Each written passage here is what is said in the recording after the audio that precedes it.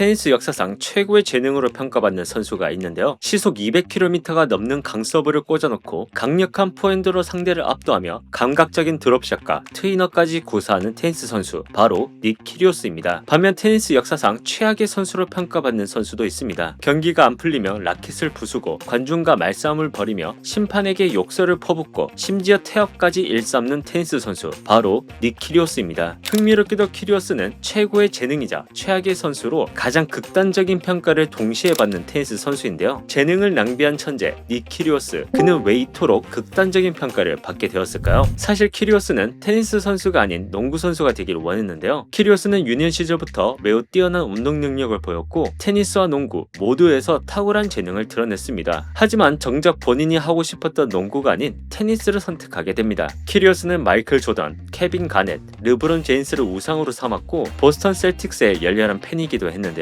농구 선수가 되기를 꿈꿨던 그에게 부모님은 농구보다 테니스에서 성공할 확률이 높다고 판단해 테니스에 집중할 것을 강요했습니다. 이 선택은 키리오스의 커리어를 관통하는 근원적인 모순, 즉 재능은 있으나 애정은 없는 상태를 만들어냅니다. 훗날 인터뷰에서도 나는 테니스를 사랑하지 않는다, 나는 농구를 사랑한다고 여러 차례 밝히며 테니스 선수로 살아가는 데 있어 동기부여가 부족한 모습을 자주 보여줍니다. 하지만 그것과는 별개로 키리오스는 호주 스포츠 연구소의 장학생으로 선발될 만큼 뛰어난 테니스 유망주였는데요. 193cm의 큰 키와 압도적인 신체 조건, 그리고 타고난 재능은 주니어 시절부터 이미 성인 선수들을 위협할 정도였습니다. 2013년 1월 키리오스는 호주 오픈 주니어 단식 결승에서 우승을 차지하며 주니어 세계 랭킹 1위에 오릅니다. 당시 전문가들과 코치들은 그를 호주를 넘어 세계 최고의 유망주로 평가했죠. 키리오스는 10대 후반의 나이에 이미 시속 200km를 넘나드는 서브를 구사했고 특히 세컨드 서브의 위력은 성인 무대 톱 랭커들과 비교해도 손색이 없었습니다. 여기에 강력한 포핸드와 뛰어난 네트 플레이, 탁월한 경기 운영 능력까지 갖추며 테니스의 미래를 책임질 완성형 천재라는 평가를 받습니다. 키리오스가 보유한 유일무이한 기록 중 하나는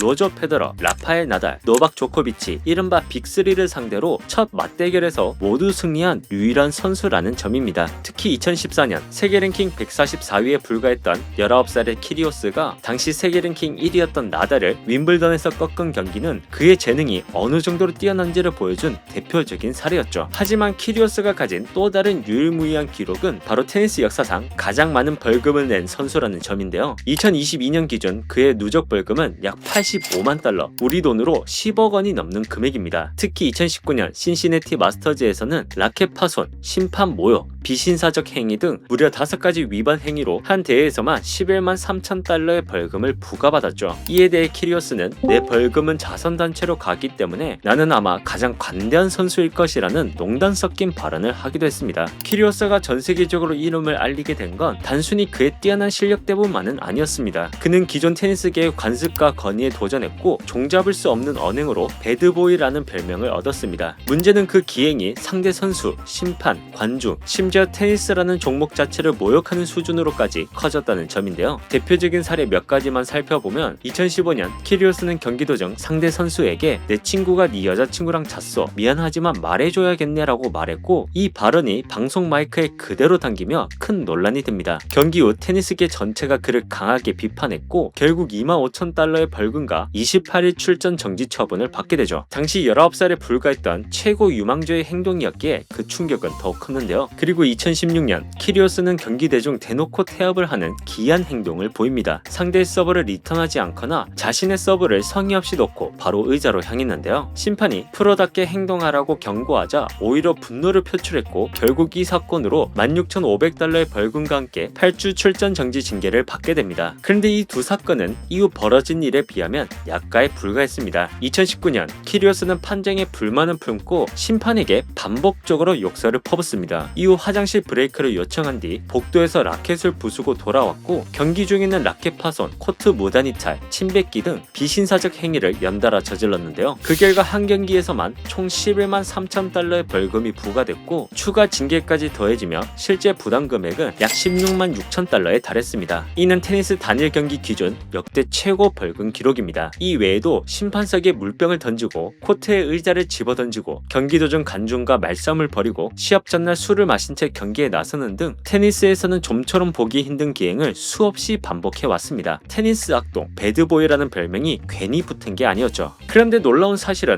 이처럼 태도가 불량하고 테니스를 대충 치는 것처럼 보였음에도 키리오스는 2015년 이후 약 5년 동안 단 한 번도 세계 랭킹 50위 밖으로 떨어진 적이 없었다는 점입니다. 전문가들은 키리오스를 테니스 역사상 가장 큰 재능 낭비 사례로 꼽습니다. 테니스 전설 존 맥켄로는 그를 두고 지난 10년간 본 선수 중 가장 재능 있는 선수라고 평가했는데요. 키리오스는 21살의 나이에 이미 투어 우승 3회를 기록했고 세계 랭킹 13위에 오르며 세대를 대표하는 재능으로 인정받았습니다. 하지만 그는 그 지점에서 멈춰버립니다. 자신의 잠재력을 더 이상 끌어올리지 않았죠. 최고의 재능이라 불렸던 키리오스는 단 한 번도 그랜드슬램이나 마스터스 대회에서 우승하지 못했습니다. 그보다 재능이 부족하다고 평가를 받던 선수들조차 마스터스 우승이나 세계 랭킹 탑10에 진입한 것과는 분명한 대비를 이룹니다. 오히려 그는 훈련 대신 새벽까지 비디오 게임을 즐기거나 펍에서 술을 마신 뒤 경기에 나서는 모습을 보였고 프로 선수에게 요구되는 기본적인 자기 관리조차 하지 않았습니다. 그래서 많은 테니스 팬들은 만약의 단골 소재로 키리오스를 언급합니다. 만약 키리오스가 조코비치나 나달처럼 훈련하고 노력했다면 과연 어떻게 되었을까? 테니스에 존재하는 가장 유명한 만약에 중 하나라고 생각하는데요. 이 만약에를 어느 정도 보여준 무대가 바로 2022년 윈블던이었습니다. 절친과 함께 복식 선수로 활약하며 테니스에 대한 재미를 다시 찾은 그는 윈블던 결승에 오르며 생애 첫 그랜드슬램 결승 무대를 밟습니다. 결승전에서 그는 조코비치를 상대로 첫 세트를 먼저 가져왔고 서브 에이스만 무려 30개를 기록했지만 결국 역전패를 당합니다. 이 경기는 그의 재능이 얼마나 뛰어난지를 보여주는 동시에 그가 가진 한계 역시 분명히 드러난 경기였습니다. 그렇다면 키리오스는 왜 이토록 뛰어난 재능을 타고났음에도 테니스를 진지하게 대하지 않았을까요? 그 답은 그의 인터뷰에서 찾을 수 있습니다. 키리오스는 한 인터뷰를 통해 프로 테니스 선수로 살아오며 엘리트 스포츠가 주는 압박감, 끊임없는 투어 생활로 인한 고독, 미디어의 비판 속에서 심각한 우울증과 약물 남용을 겪었다고 고백합니다. 자신이 사랑한 농구가 아닌 부모의 선택으로 시작한 테니스, 그리고 타고난 재능 때문에 어린 나이부터 쏟아진 과도한 기대와 주목은 그에게 즐거움이 아닌 압박으로 다가왔습니다. 실제로 그는 탑랭커가 돼서 받는 압박보다 언더독으로 남는 것이 훨씬 낫다라고 말한 바 있는데요. 이는 왜 그가 정상에 오르기 위해 꾸준히 노력하기보다는 랭킹은 낮지만 톱랭커를 위협하는 선수로 남아있었는지를 설명해 줍니다. 또한 쇼맨십을 즐기는 키리오스에게 자유롭게 감정을 표출할 수 있는 농구와 달리 보수적이고 엄숙한 문화를 지닌 테니스는 더욱 애정을 느끼기 어려운 종목이었습니다. 여기에 더해 키리오스는 2015년 이후 대부분의 기간 동안 정식 코치 없이 투어를 다녔는데요. 그는 세계 최고의 선수들을 이겼을 때도 나는 코치가 없었다. 코치들은 내가 원하지 않는 것을 시키거나